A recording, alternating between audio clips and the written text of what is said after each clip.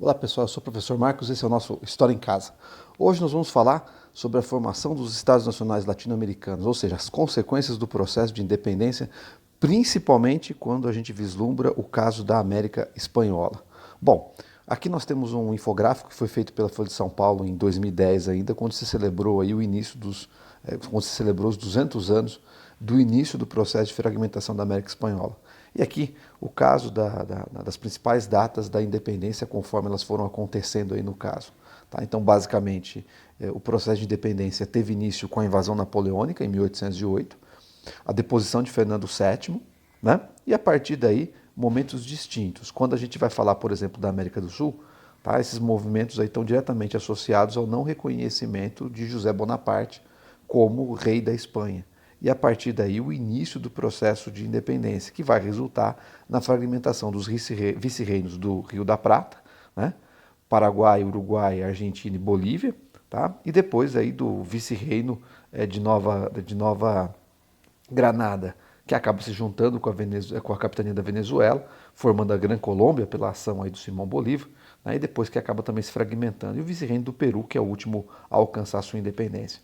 Já quando a gente vai falar sobre o vice-reino, né, de Nova Espanha, que vai dar origem ao México, ele é um processo que tem início um pouco posteriormente. Lá houve inicialmente uma luta popular dos padres Hidalgo e Morelos e que acabou sendo sufocado, né, pelas ações do próprio Agustín Iturbide, que depois, como a gente já viu, acabou se transformando em imperador do México. Tá? Então houve aí a fragmentação territorial desses vice-reinos e dessas capitanias e basicamente a formação de governos e instituições frágeis, instáveis.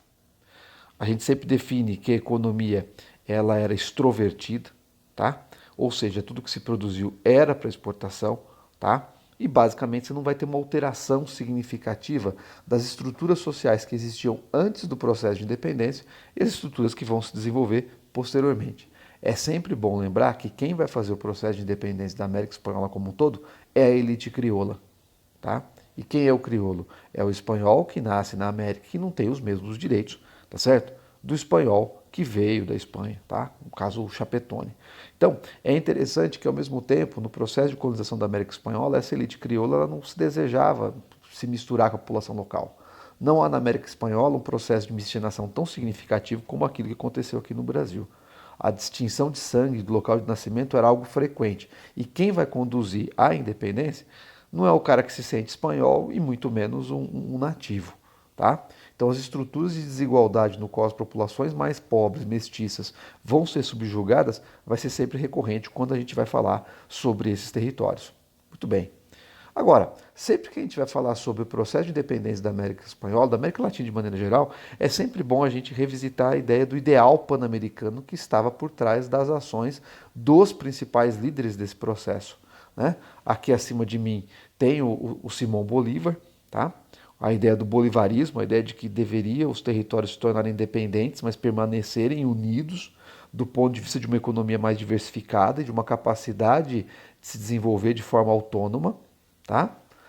Aqui acima de mim tem o San Martín, que também comungava do mesmo ideal, a ideia de que os territórios deveriam permanecer juntos, fortalecidos, do ponto de vista de minorar a dependência, que se outrora era política, certamente se transformaria em dependência econômica.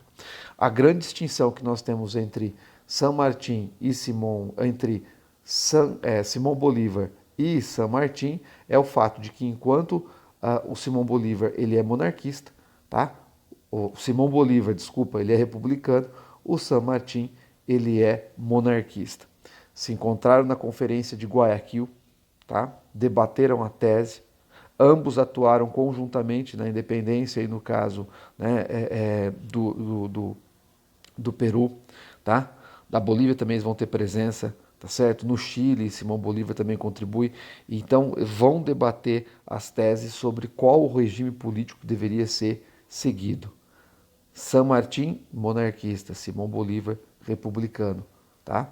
A tese do Simão Bolívar prevalece. E aí, dentro da perspectiva republicana, uma a diferença, uma diferenciação, né, entre as teses unitaristas, tá, e as teses federalistas, as teses no qual você deveria dar mais poder para algo central, o unitarismo, né, e o federalismo, no qual você deveria dar mais autonomia para os diferentes territórios que constituíssem aí o novo Estado latino-americano. Bom, as teses do Simão Bolívar vão prevalecer, mas o ideal dele não. Os territórios latino-americanos vão se fragmentar. Agora, dentro da ideia do ideal pan-americano, eu também tenho que apresentar esse sujeito aqui em cima, que talvez vocês não consigam associar de quem é a imagem, mas já ouviram falar dele quando eu citar para vocês.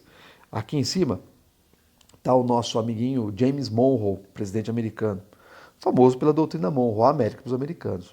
Tá certo, quando a gente vai falar sobre a doutrina Monroe, a gente sempre vê a doutrina Monroe como uma doutrina pan-americana, né, uma doutrina de dominação, né, e muito pouco como uma doutrina pan-americana. Mas no primeiro momento, quando ela é proferida em 1823, tá certo? Estávamos aí no contexto do processo de independência, vejam vocês. E na tentativa por parte aí das nações europeias de recolonizar o continente americano dentro da lógica do Congresso de Viena.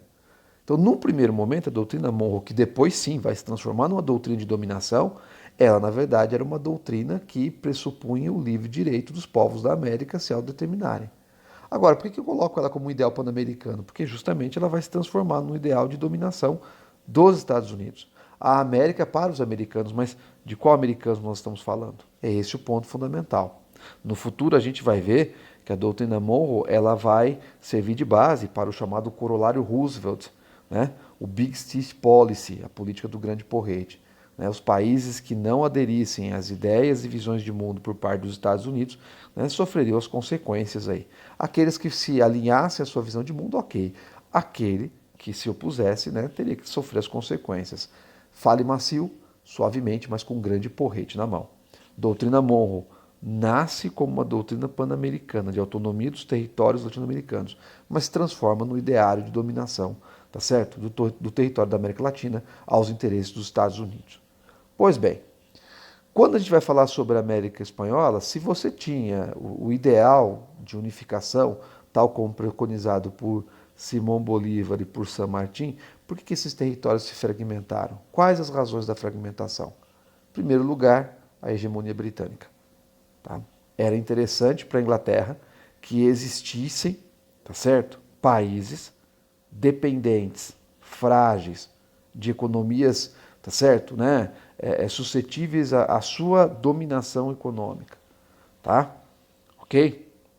Então esse é um processo. A hegemonia britânica é fundamental nesse processo de fragmentação, né? Países frágeis, economicamente dependentes, ok? Quanto menor o território, menor a diversificação econômica, logo maior a sua sujeição aos interesses da economia britânica, da hegemonia britânica. Tá? A Inglaterra, que era a grande potência econômica do século XIX. Agora, eu não posso jamais deixar de levar em consideração os constituintes internos. E aí eu tenho que fazer referência a um conceito, tá? Que é o conceito do caudilismo, tá? Que é o conceito do caudilismo. Aqui nós temos um quadro, né, do Juan Manuel Blanes, Juramento dos 33 Orientais. Processo, né, liderado lá no Uruguai, tá, da província esplatina, que vai acabar consolidando o seu processo de independência. A independência do Uruguai é um dos locais em que você vê por completo, né, tanto a ação dos cauditos, né, quanto também da hegemonia britânica. Mas isso é um outro assunto. Bom, o que é o caudilismo? Quem é o caudilho? É um líder militar, agrário, tá certo? Né? Que se formou aí a partir da desmobilização dos exércitos a partir do final do processo de independência, de 1810 em diante. Tá? A grande característica do caudilho é que ele tem uma forte autoridade carismática, né? Uma forte autoridade carismática, tá certo? Né? As pessoas praticamente cultuam a sua personalidade. Ele consegue ter o seu apoio militar justamente em áreas rurais, tá? É lá que ele vai ter o apoio da população de forma cega. Ele quase sempre é o latifundiário local, tá? É o latifundiário local. E basicamente o que é interessante, né, é que ele é um indivíduo que não está disposto a abrir mão do seu poder local em prol de um poder maior. Ele é o líder que está lá numa região no interior, sei lá, da Gran Colômbia, né, ou do vice-reino do Rio da Prata, né, e que, de repente, ou ele exerce a autoridade do poder central ou ninguém mais exerce, aí ele quer consolidar a autoridade que ele tem localmente. Tá? Então, o caudilho, ele é um líder que é carismático e ao mesmo tempo autoritário. paternalista, né, e que exige que as pessoas atribuam a ele uma adesão incondicional, tá certo? Né? Ele não tem uma ideologia, uma linha política diferente, mas ele basicamente ele quer garantir seu poder localmente. Ele não abre mão disso. Dá para dizer que o fenômeno do caudilismo é o equivalente na América Latina ao que no Brasil nós tivemos posteriormente como coronelismo, guardadas as devidas e óbvias diferenciações. De forma geral, né, quando você vai falar sobre o caudilismo, é ele o grande obstáculo, é ele que vai impedir, tá certo? Né, a formação de estados nacionais de acordo com o modelo liberal que se tinha e que se formou, por exemplo, nos Estados Unidos. Tá? É ele que consolida uma forma de visão de política diferenciada e que vai explicar por quê que as nações latino-americanas são frágeis, instáveis, justamente porque você tem um personalismo muito forte nas relações políticas. Ok? Então não posso achar que a fragmentação da América Espanhola aconteceu única e tão somente por conta das ações, tá certo? Das ações da hegemonia britânica. Longe disso. Tem que levar em consideração, né, que há o caudilismo. Eu também não posso achar que os Estados Unidos deitam e rolam na história da América Latina pelo fato deles se imporem única e tão somente, mas também porque tem elites locais que, para consolidar o seu poder localmente, não vão ter pensado duas vezes em se associar aos Estados Unidos para que isso aconteça. Exemplos disso são os mais diversos. A gente vai encontrando, vai debatendo isso nos nossos próximos encontros. Um grande abraço. Sou o professor Marcos e esse foi o nosso História em Casa.